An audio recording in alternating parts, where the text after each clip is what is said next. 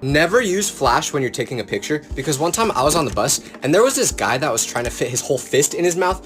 Don't ask why, I don't know. But he was getting really close to actually fitting it, so I was like, this guy is crazy, I need to record this. But obviously I didn't want him to see me recording, so I got my phone out and I pretended to take a selfie so he wouldn't be suspicious. But what I didn't know is that my flash was on, so I press record and immediately the light just flashes in this guy's face. And this guy is naturally just kind of crazy looking, you know what I mean? So he quickly turns his head with his eyes wide open and he's like twitching like this. And I'm thinking, this guy's gonna bite me or something. So I panicked and I threw my phone across the bus.